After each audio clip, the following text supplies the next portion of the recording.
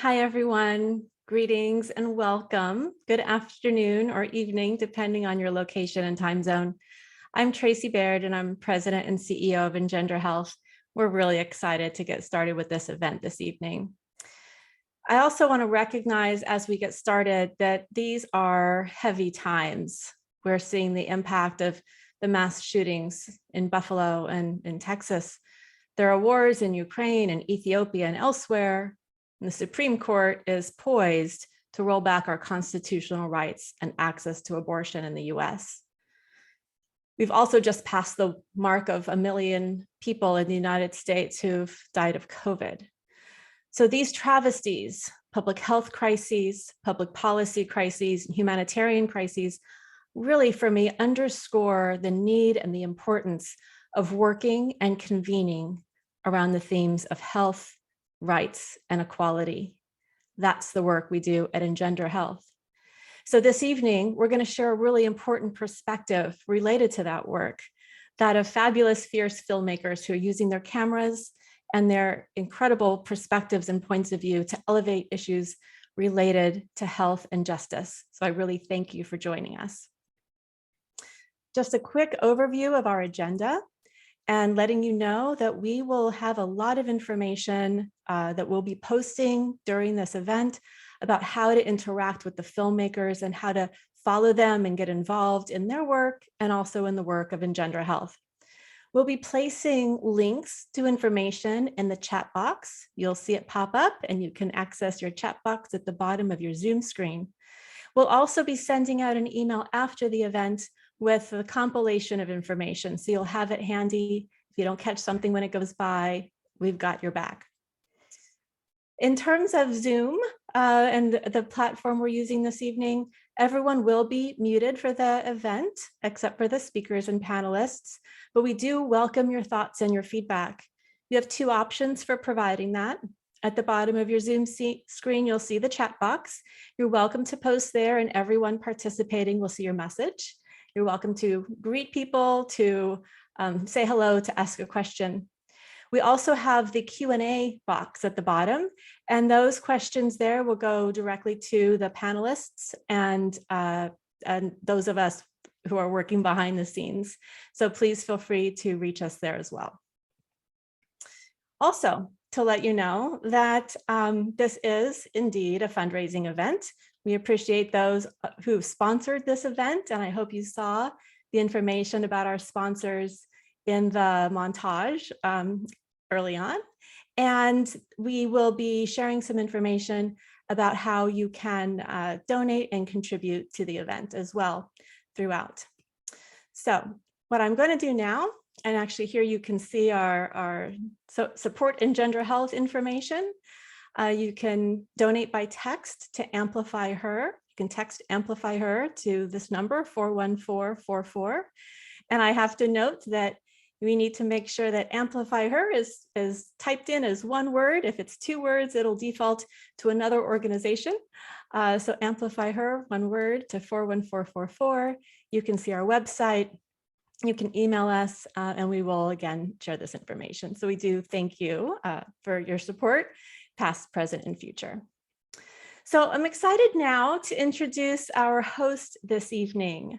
And our host is Ryan Hawk. Ryan runs Under the Influence Productions, working with founder Ethan Hawk to write, develop, produce, and release a wide variety of content that comes out through film, through television, and in theater.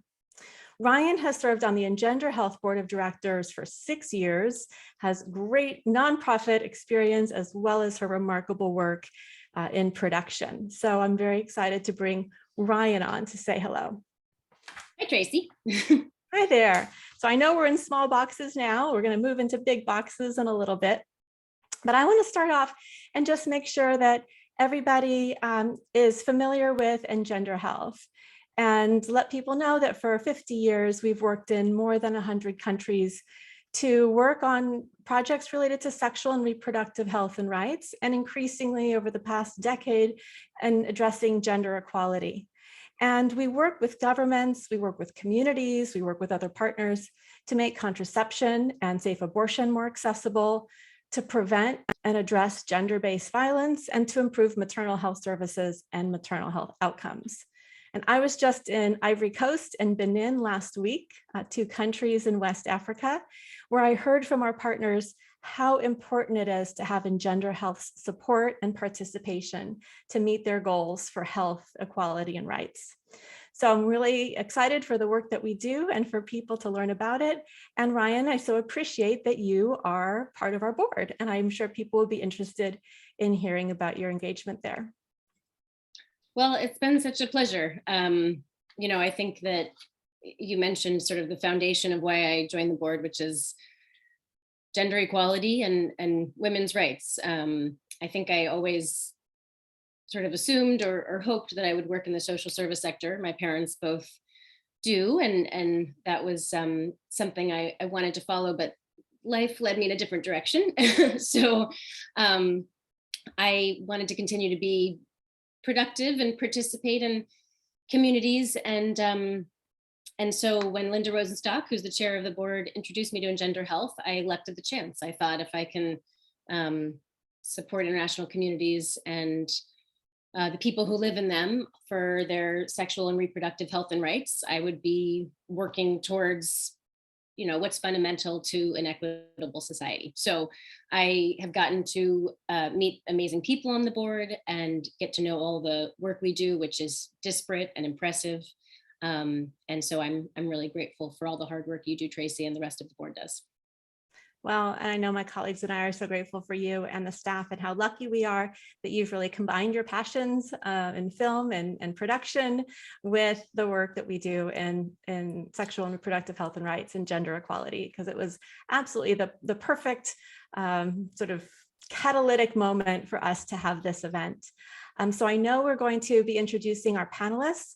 I do just want to mention to everyone who's joined us that if you would like to see a sort of clearer, bigger view of speakers, in the upper right of your Zoom screen where it says view, you can click and select speaker view, and then you'll get to focus on those who are talking and speaking during the panel. So Ryan, I'm going to let you stay on and introduce our amazing filmmaker panelists. Thank you. Well, that, you said it, Tracy. I guess what's so exciting about this evening is that the filmmakers, the 3 panelists we're inviting on, are combining this work in social justice and gender equity and film. It's 2 great tastes that go together, as my husband likes to say. It's really, inspiring to see the work they do. So I will delay no longer and first welcome Molly Farrell, who's a photographer, a filmmaker, a correspondent, a National Geographic explorer, which sounds very cool. And she's dedicated to documenting the changing relationship between nature and people. She spent many years in Southeast Asia, focusing primarily on international wildlife and human trafficking issues. And she's now working in Mexico. Welcome, Molly. We also have Nadia Ilkovich, who's a cultural project producer and a human rights activist from Belarus. She is an emerging documentary film producer who currently has 2 films in production. One is a short film that covers Navajo Nation relocation. And the second is about a Belarusian Ukrainian Appalachian Folk Musician Alliance, which sounds, I don't know, I'm just really intrigued by that. Welcome, Nadia. And lastly, we have, I'm trying to see, yes. I'm learning my tech things. I like to be behind the camera. So we also have Lisa Russell joining us. She began her career as a humanitarian aid worker in Kosovo and Albania in 1999.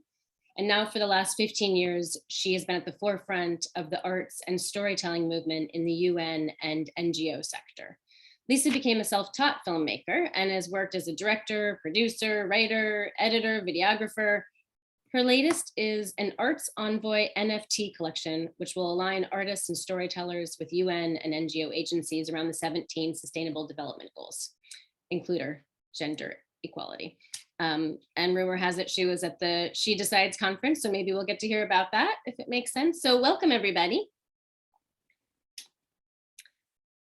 Okay, well, I'm going to start with a question that I hope kind of is on the hopeful side.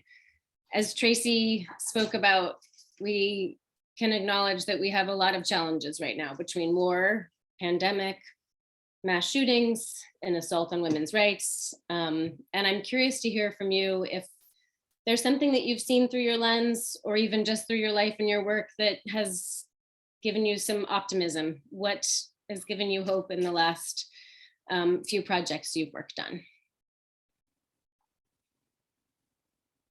I can start. I feel like it is a really hard time, and there's a lot of really difficult stories out there, and so it's really important to find the things that are positive to kind of hold on to and remember that there's positive work going on, and there's reason for optimism.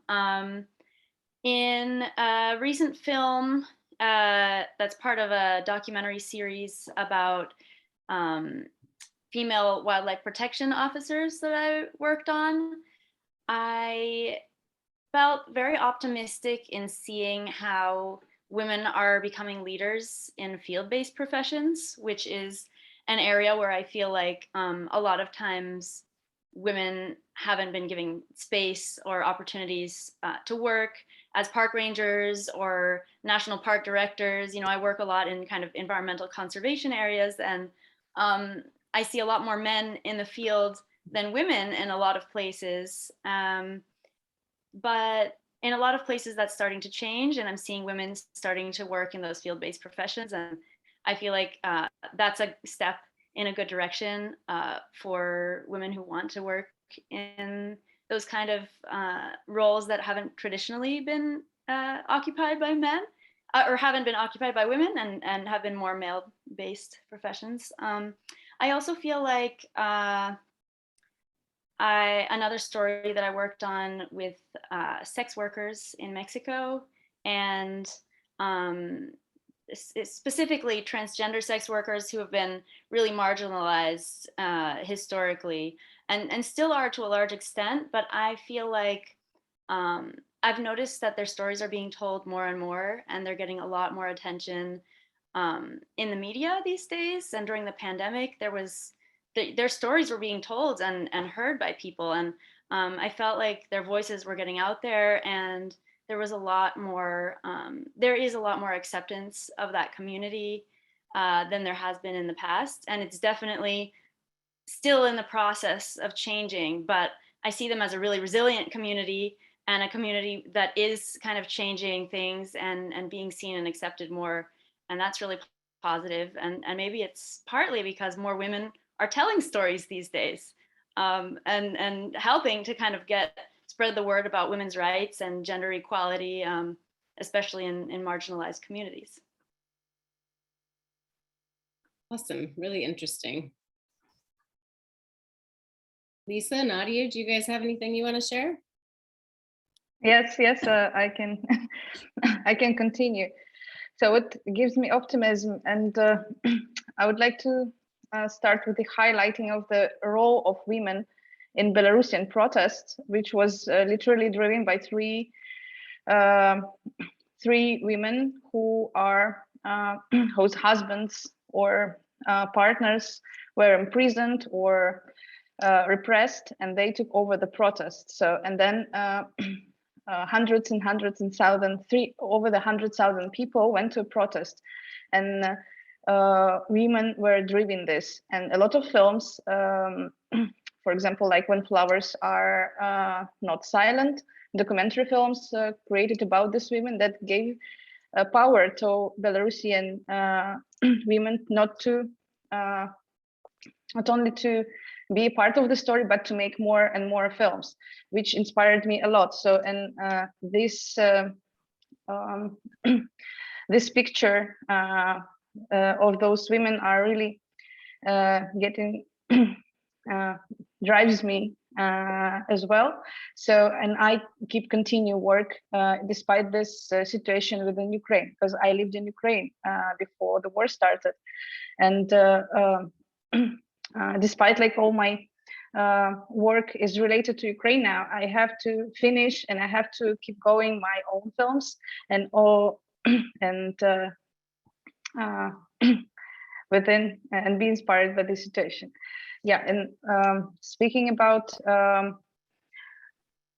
film, the short film about Navajo Nation. So they have matriarchat there, and there we spent with them 10 days on the on their land that they tried.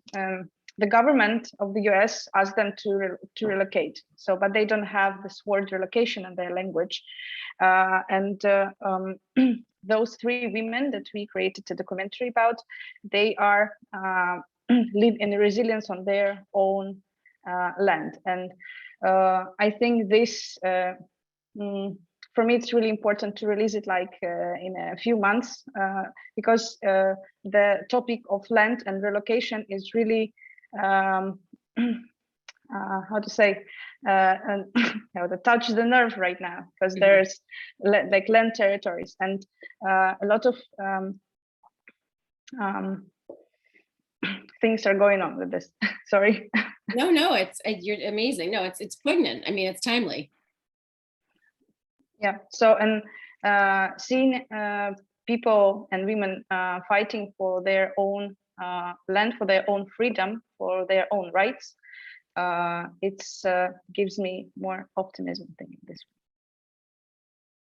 Yeah, and me too. You also get a serious pass because you're in Prague and it's the middle of the night. So we're so grateful to have you here at this crazy hour for you, and perhaps more normal hour for some people in the audience.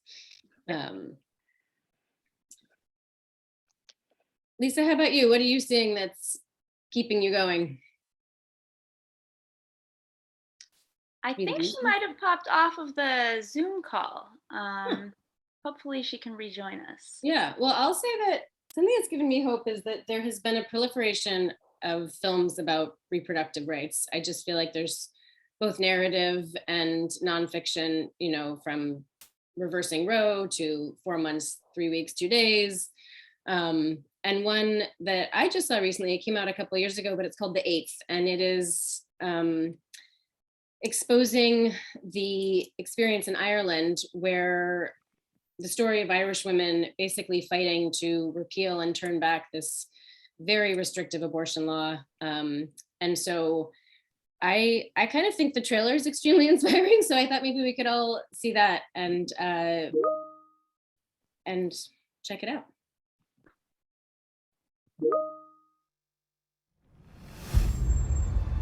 On Friday, voters will go to the polls to decide on whether to remove or to keep the Eighth Amendment from our Constitution. Order! Can you not see it's order? This was the most historically divisive issue in Ireland ever. We've waited 35 years. You've just 1 week to do it, and we're going to bring it home.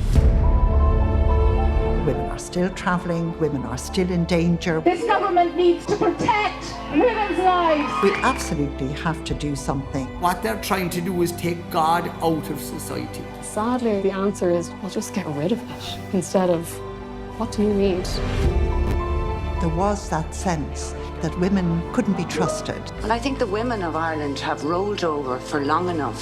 Why can't I love glitz and glamour and still feel passionately about women's rights? Imagine if you could get this army of women putting that pressure on and to feel empowered. Something magical happened where it became a symbol of women's equality in Ireland. All these stories being somehow set free of to try and change the country. It's actually about the value that we're putting on women in Irish society. People do recognise it's a kind of a backlash. What happens here in Ireland will have a knock-on effect. We are creating an Ireland which values women, our bodies, our choices, ourselves, our lives, absolutely equally.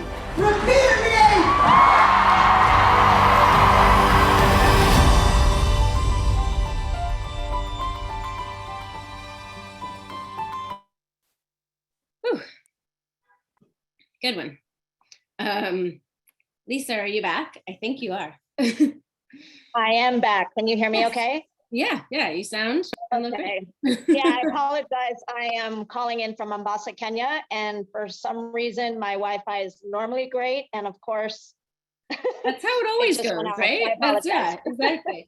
Well, we were just showing the trailer from the 8th, which is an inspiring film about reproductive rights in Ireland and abortion laws being changed and repealed there. And we were talking about what's hopeful. I'm going to add one more thing just to kind of toot EngenderHealth's horn, because I'm pretty sure that's why I'm here. And then I want to hear what also gets you jazzed about the work you're doing is that EngenderHealth works in Benin and a country in West Africa. And so we are in that particular location particularly familiar with the, fighting for progressive rights. We support an amendment there for the country's sexual and reproductive health law that's now made abortion legal for a wide variety of reasons, from education, economic reasons, health reasons. And that's extremely thrilling. We are now helping our partners in Benin to implement this amendment and make sure that people are aware of it and can take advantage of it. So EngenderHealth has worked hard there, and we thought it would be cool to actually have Mohammed Lee, who is our regional director of West and Central Africa, have a conversation with Lucy Kennedy, who you see on your screen, who is one of the directors of the 8th. So they actually got together, talked about the work they've done, and you can find that short video at the link in the chat, and we'll send you an email later. But check it out. It's an interesting way to hear about how we are all doing similar things around the whole world and being inspired by each other. But yeah, so speaking of around the world, we've got a Lisa in Kenya. Yeah, I'd love to hear what you have to say. Sure. So again, I'm sorry I dropped out, but I want to just share like one of my favorite quotes before I give a little bit of the answering that particular question. There's a quote that says, arts and storytelling doesn't just allow us to learn about the world, but it allows us to unlearn the things that we've been programmed to think about. And as you mentioned, I started my film career not going to film school. I started off working in Kosovo, and it was there that, I was introduced to sort of ethics of storytelling. And since that point, I had worked really hard to both do the internal work, but also in crafting my narratives to ensure that I'm telling stories as responsibly as possible. And what the 15 years plus experience has really taught me is that, I see the world through the lens of systems change and justice. And when I started my career, that wasn't necessarily the case. I was focused more on sort of charity-driven narratives that evoke more like pity and just a different emotion. And I learned to kind of change the narrative to focus more on justice-based storytelling, which really promotes empowerment. And for me, becoming a responsible filmmaker is not like you don't arrive at it and then you're there and you say, okay, I'm a responsible storyteller. It's like a moving target. And I that through my work as a filmmaker, I'm growing as just a human being to understand sort of power dynamics, privilege, all of these things that I think are important when we talk about women's rights, when we talk about sustainable development and all of these things. So I'm always excited to break into new spaces. You mentioned the NFT collection I'm excited about. That's heavily dominated by men right now. So there's a lot of really exciting things going on with women-led NFT projects.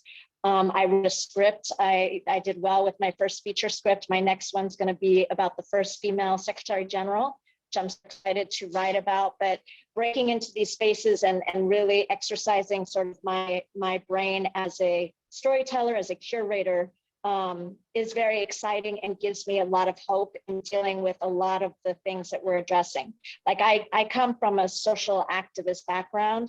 And one of the things that was so interesting to me when Trump was elected is that I found all of these like Black Panthers, people from the Black Panther Party. And I was like, I can't believe that we're going so backwards. And, they said, this is actually a really exciting time because people will no longer be able to be complacent. Now is the time to fight. And so maybe all of these really challenging things that are coming to the forefront, it just means that we are in a moment where we're shifting this, and maybe in the end will be a positive.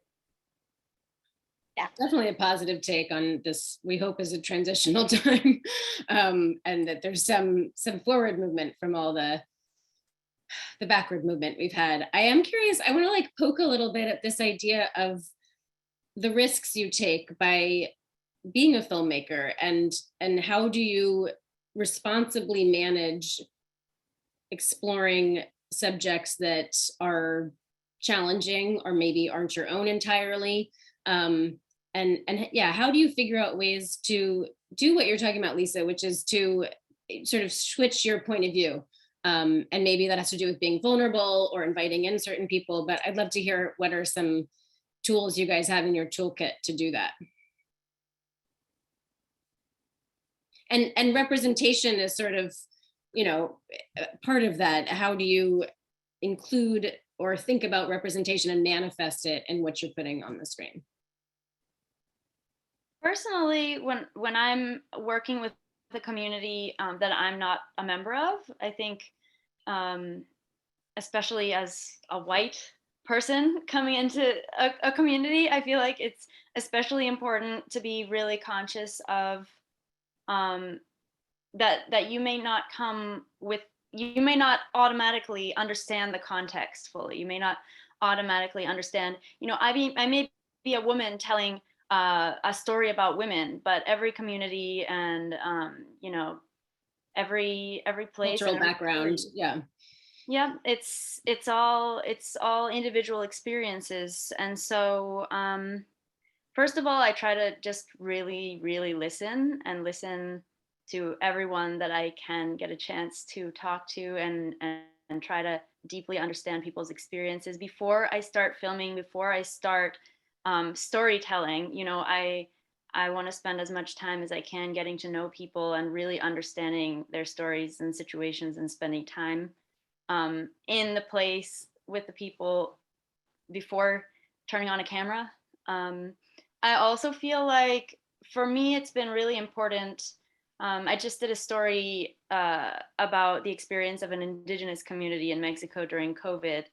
And I ended up hiring a friend of mine. She's a member of that community, and she basically partnered with me on the entire research process. She helped me connect with the right people. She helped me understand the context around the people I was talking to, the whole background, the whole history there. And, you know, she helped to approve my final piece and make sure that I was representing their story well. And I feel like involving someone from before you start telling the story all the way through the end of the process, it's a lot more work and it's a lot more time. But I feel like no matter who you are, somebody else's story is their individual experience, and having them really involved in the storytelling process for me is really important and helpful in really representing them fully and doing justice to their story as they experience it. Yeah, thank you.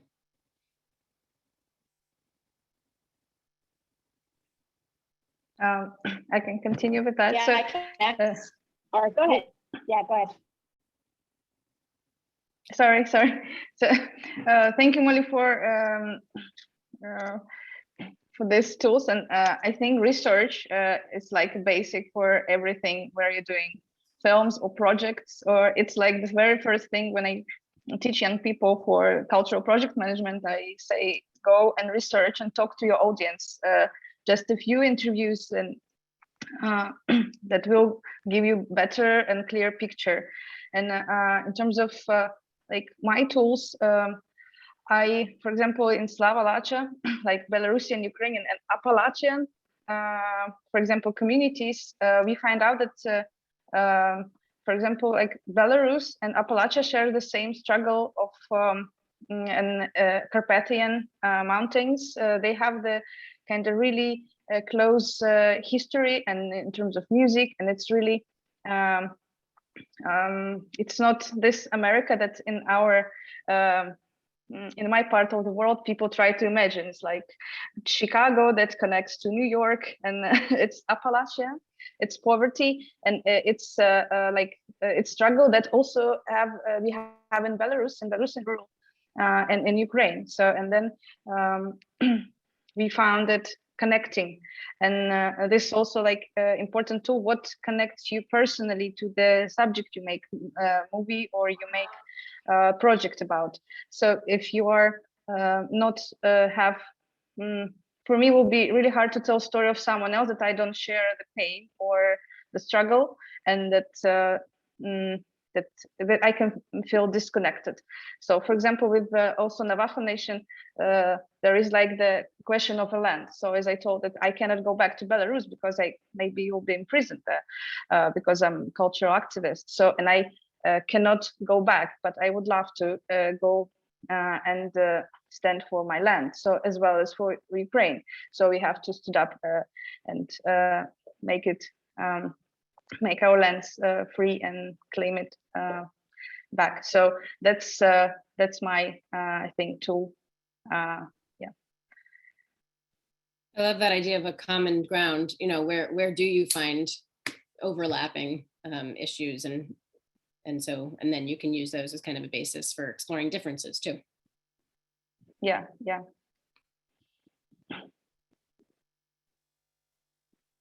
Yeah, so I guess what I might add to that is that I actually really struggled with sort of the ethics of storytelling in the UN NGO space, primarily because I am, I'm American, I'm Asian American, but I'm educated in the States.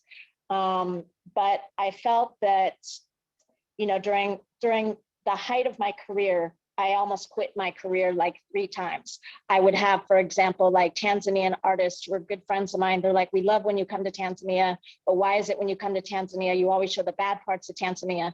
And I was like, well, I work for the UN. Like, how am I supposed to tell a story about maternal health without showing sort of the challenges of maternal health? Or how do I, talk about the impact of war on young people without showing the consequences of, a family being massacred, for example. And so it was actually really a struggle for me. And I did back up a little bit, and I really pushed myself. And so one of the things I talk a lot about when teaching my responsible storytelling workshop is that people say, well, how can you make a film that's not biased? And the reality is, the second you cut into your footage, there is bias. Like, you put bias into your film, no matter how neutral you want to be, whatever your background is, whatever your sense of privilege is, you are putting a bias into your film. And so I think a lot of becoming a responsible storyteller has a lot to do with understanding privilege, understanding power dynamics, understanding, all of that.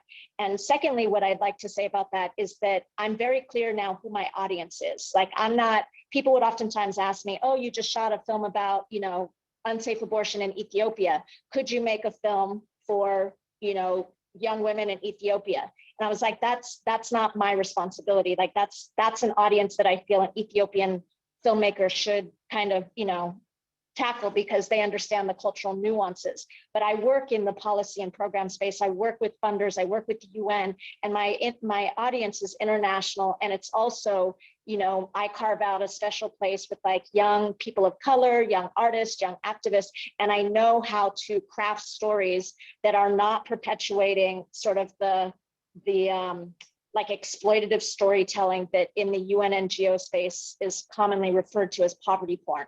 I've broken out of that completely.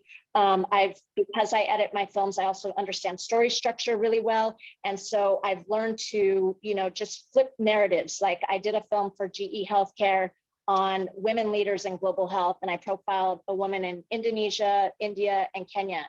And I made it my mission to break every single stereotype that I could when I was shooting this film. And, it turned out to be, quite successful. So I do feel like, I will never again be able to say, okay, I've reached it. I am the most responsible storytelling filmmaker there is. I think it is an ongoing process, and that's both challenging, but I think also exciting, because that allows you to grow as not only a storyteller, but also, like as a woman, as a human being. And I appreciate my career in providing that for me. That's incredible. I mean, I do think it's such a continued learning is something we all have to keep doing, whatever occupation you're in. And and being humble around that, but also not, I mean, I think that's where there's a fine line between giving up and saying, okay, I can't be part of this anymore, and then helping to find the people that might be the right people to tell the story or be part of it. It's always, film is collaborative, very rarely is it one person doing all the things. And so figuring out how to involve the right players is one of the hardest and most rewarding parts of the job, I found. Yeah, and I'll also just say on top of that, that there's a lot of conversation about like participatory filmmaking and the ethics around that. And I've seen some of those projects go horribly wrong. And I've also questioned whether, a male filmmaker from the African continent is more qualified to tell a maternal health story than somebody like me who's traveled a lot, has a master's or whatever. And I feel that the conversation can't just be like, let's have storytelling, silos where only Africans tell African stories, only, the Middle East tells Middle Eastern stories. Like, we need good storytellers. And especially in the UN NGO space, I think that's a definite need, because there's a tendency to perpetuate sort of the messaging or the academic kind of talk. And I kind of mentioned this before, but I feel that, training storytellers and giving them the tool sets to explore different narratives, to understand how to tell different stories is important, because I've also worked with filmmakers in different countries where they've been trained to think that the UN NGO filmmaking world means telling poverty porn stories. So it's a conversation that I feel like we're just scratching the surface. I think it needs to be, bigger and more nuanced. But I do often hear these people should only tell this story. These people should only tell story. And I've seen that happen, and I've seen it gone horribly wrong. So I think that in general, we need good storytellers. I agree. I mean, I talk about it a lot in our, sort of fiction work is, actors are always portraying somebody other than themselves. So there's already, and that spectrum becomes very complicated. It's a really interesting issue that we are needling at. And I think it's important to be having the conversations and communicating about.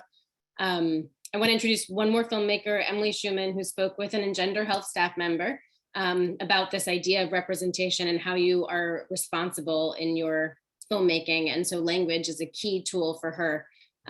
Let's hear what she has to say, and then we'll come back to our panel.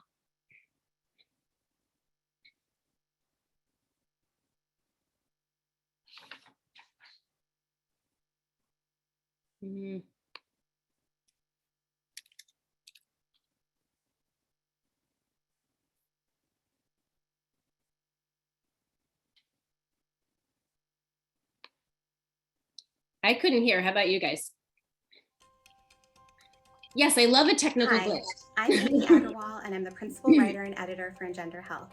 I'm so excited to be here today speaking with Emily Schumann. Emily is a documentary producer and filmmaker who brings light to the stories of a diversity of Americans, from unhoused youth dancers aspiring to take the stage in New York City, to farmers and factory workers in the Midwest, demonstrating resilience amid economic uncertainty. At EngenderHealth, storytelling assumes a breadth of shapes and styles. In some cases, we use data to articulate the needs of the communities with which we work, and in others, we share the experiences of individuals from within these communities to illustrate the importance and value of our work. Being inclusive and respectful, including through the language we use when engaging with these individuals and communities, as well as in how we present their stories, is paramount. We have developed and employ a collection of language guides, a set of storytelling tools, and an assortment of ethical research resources to support our efforts to ensure dignified storytelling. Emily, would you please share with us how you ensure dignified representation of the individuals and communities in your films? Thank you, Amy. Yeah, I would love to share. When I pick a project, I think about the community that I'm representing from start to finish, from the early inception of the project all the way through distribution, and if I'm the right person to tell that subject story, whether it be a farmer in Kansas who's struggling to continue his family operation, or a dancer who has an alter ego that they feel more comfortable being a teacher as.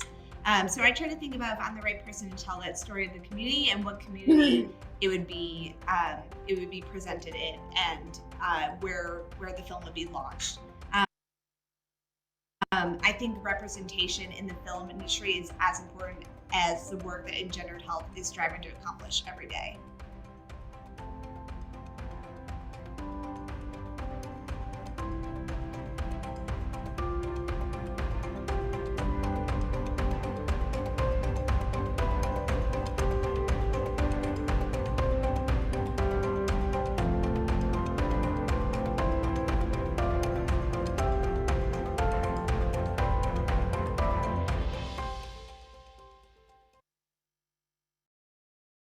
Thanks for that. No shortage of cool homework to do after this discussion if people want to.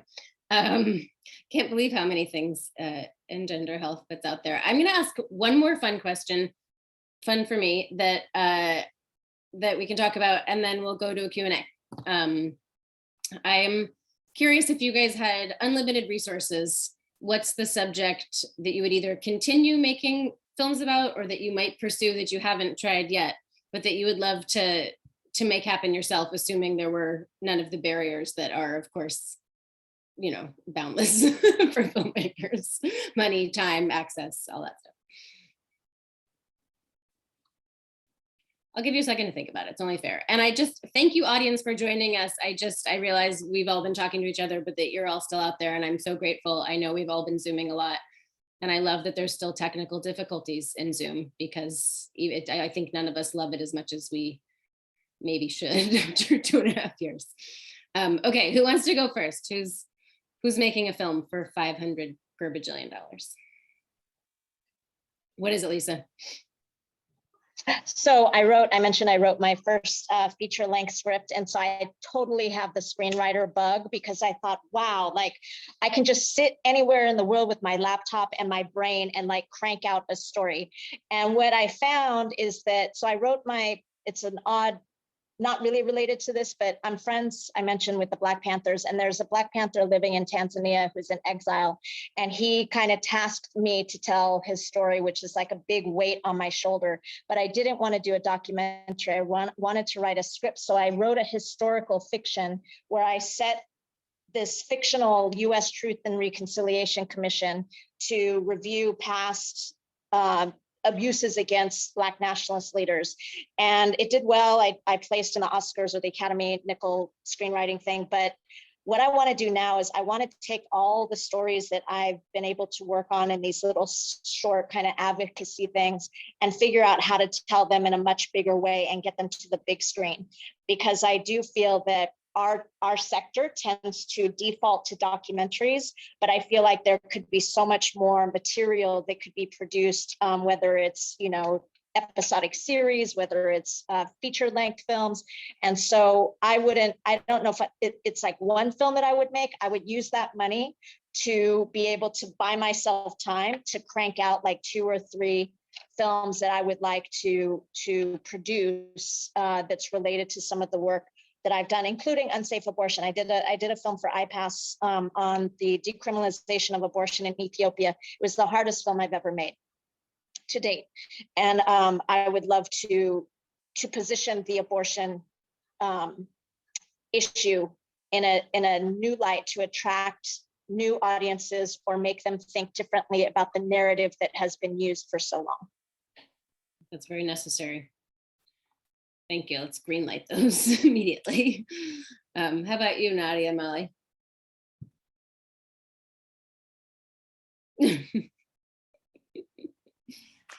Gosh, it's a big question. I have so many in mind.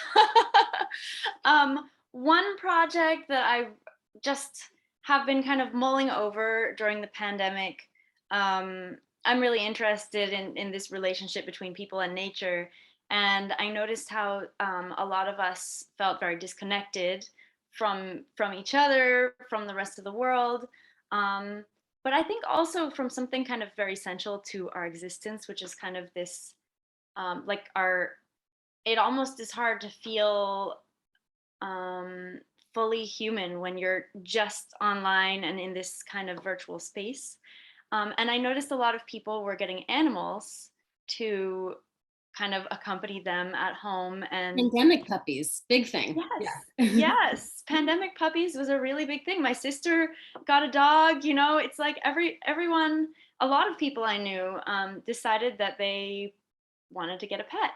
And it made me think about how animals help us connect with our own humanity, like just interacting with the real world, the physical world, you know, a part of nature where we really as humans, we're a part of nature, right? But I feel like animals remind us of that in a different way, and help us connect with the real world where our world is becoming so virtual.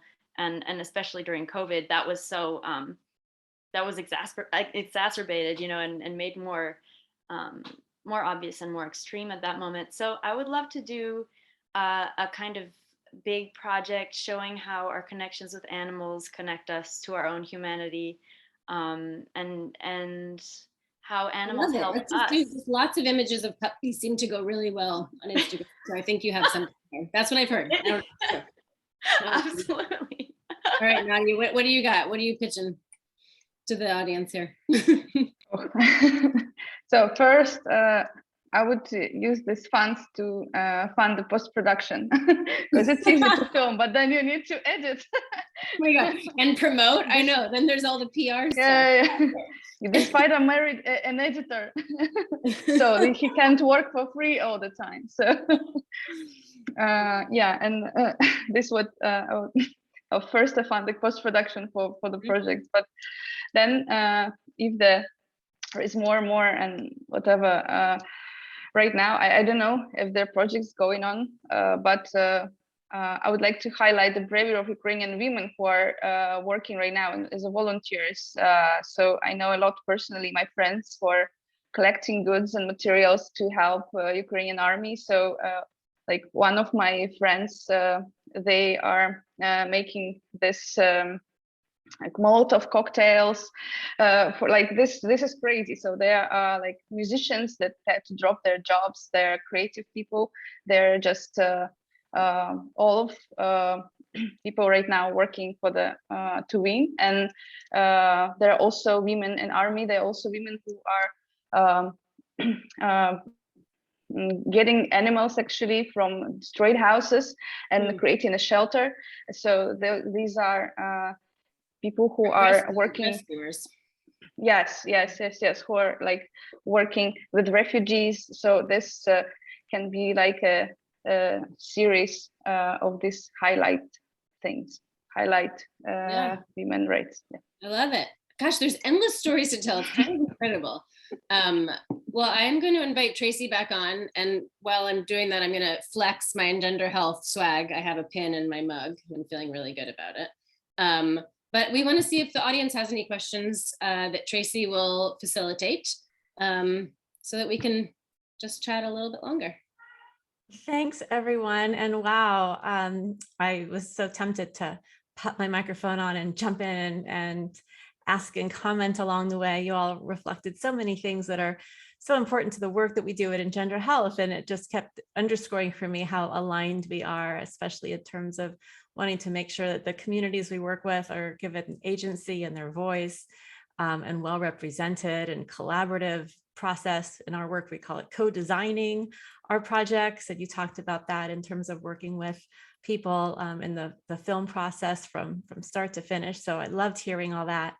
So the question I want to pose is what advice you have for young filmmakers who might want to do film or art in some way on topics that might be controversial to their friends or to their family.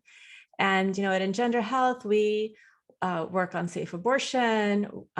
We work with populations who may be in sex work. And you've all mentioned these same topics.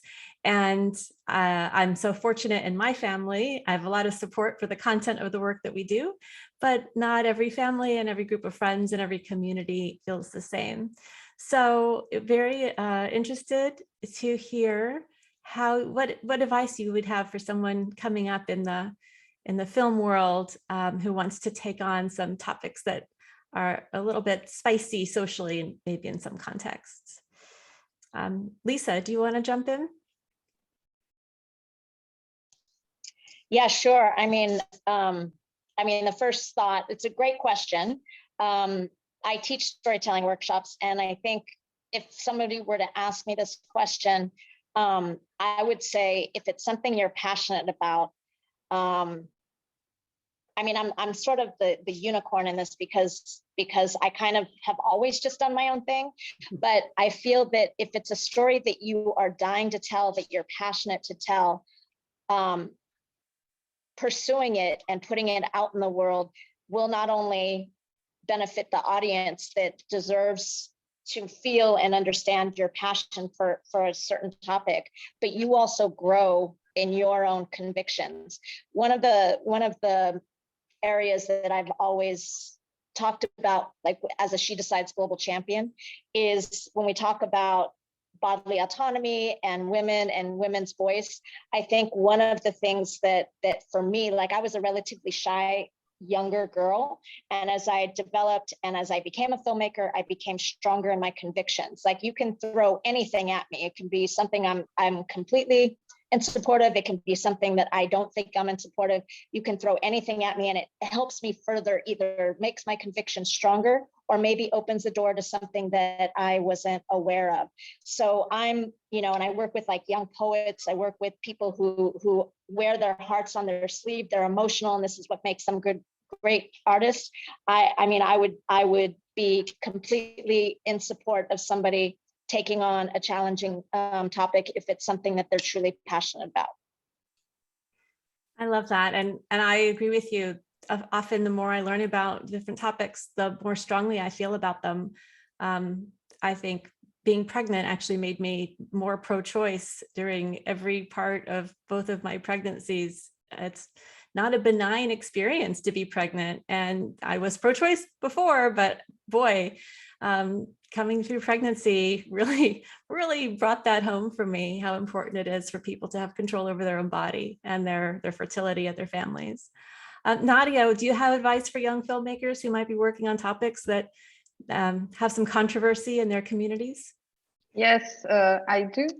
The advice is find yourself a supportive team. So do not go to this topic if you are afraid alone. So because or if you don't have someone for the team, I don't know, find a mentor who can support you in this way, because it's really hard to keep fighting for I don't know, keep breaking a wall alone.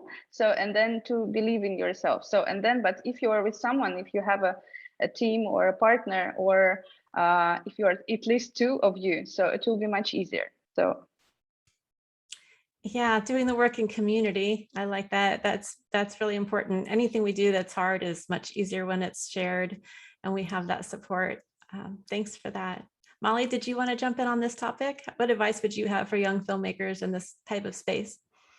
Sure. Well, I think that I'm also very lucky to have a very supportive family who's on board with the type of work that I'm doing, but I've seen a lot of people who don't have that kind of support in their family or in their local community. And I think I agree that finding a team that can be a support and to work with together on complicated topics, that can be good. Even if you do have support, it's good to have your team be someone who can support each other on sometimes reporting on difficult themes. It's just useful in general, and definitely if it's a topic you're afraid to kind of talk about alone and that might be controversial. And I also think that I feel like trusting in the work that you're doing as a communications tool, because ultimately we're doing this work because it's one of the best ways to reach people's hearts and to maybe help people understand someone else's perspective.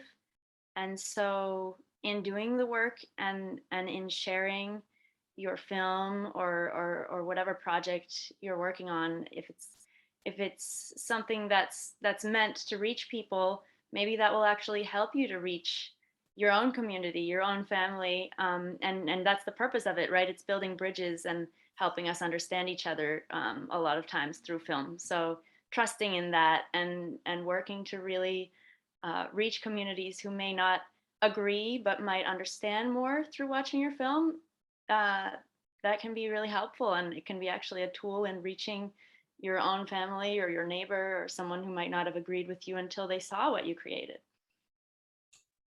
Thank you. This is, reflecting again the journey, the nature of this being such an ongoing process. One other question has just come in that I think is really compelling for really brief answers so that we can get to a wrap up. But the question is, how do you manage your personal and mental stamina when addressing these topics and with the work that you need to do to tell a story well and to tell a story respectfully? So in just a few words, what are your self-care, energy management, mental health support systems? We'll take pandemic puppies for granted. In addition to pandemic puppies, Nadia, is there any particular self-care or mental health management tricks and strategies that you have? So have a good sleep is what will save your mental health. So you first you need to when you work with this and you have a lot of work, it's really important to take care about yourself first, because you're the person who will be doing all the things. So and then and when you will feel you will have this resource, so then you will be able to deliver a good result. So think about yourself and sleep. Don't forget to be rest, to take rest. Sleep is good. Molly, do you have a quick response to that? What your self-care go-to strategy is? Yeah, I think going to therapy is very helpful. Because sometimes the things that you see aren't things you can just talk with just anyone about. And sometimes if it's traumatic things that you're experiencing or witnessing, you don't want to expose the people that you're seeing go through that trauma to kind of re-traumatize them by bringing it up with them. And it's not necessarily something everyone will be comfortable talking about. So having a therapist you can talk to about that kind of thing can be helpful. And also, yes, taking care of yourself in terms of getting enough sleep and taking days off if you can. Breaking up work on very difficult topics can be useful. Yeah, absolutely. Thank you. And I think that bringing professionals in to support our mental health is just as important as bringing professionals in to support our physical health. So thank you for highlighting that. Lisa, mental health self-care strategy for you? Yeah, I mean, I'd love to say I'm the person that does like yoga every weekend, but the body is like have too much energy. And so this is actually not especially difficult for me. I think that at an early part of my career, I just came to the understanding that, I'm not experienced myself. Like I'm shooting in difficult situations. And I felt that my emotions, they're my emotions and they're difficult, but in relation to people actually experiencing this, like I feel like I can't take that on as like something that I should worry about for myself. Like it's not my reality. And so I've just mentally maybe been able to compartmentalize it. And then also when I edit a film, like I can edit for like 10, 12 hours and I call it the edit cave because I go into it. I can't do anything else. I can't talk to anybody. I can't pick up my phone. I don't barely eat. And when I come out of it, I'm like socially a little bit awkward. And so I make it a habit that I make sure I'm away from screens. I go see live music, I go to clubs, I'm out, I see my friends for dinner, and I just try to have a balance where it's less, I think it's you're what I'm seeing when I edit and I repeat and I'm, going through a scene over and over and over again, like that affects you subconsciously. And so I just try to be conscious of balancing that with getting away from my screen and interacting with the world. Yeah, we all need those breaks. So thank you for sharing that, all of you. So we're gonna put up a slide again to just remind people that this is a fundraiser for EngenderHealth, and the support we get from our donors, our institutional donors, but especially our individual donors, gives us more flexibility to do the important work that we do. And engenderhealth.org has both information on donations, but also lots of information on the work that we do. And then we just want to do some thank yous. This has been so helpful. We appreciate our audience who has been with us.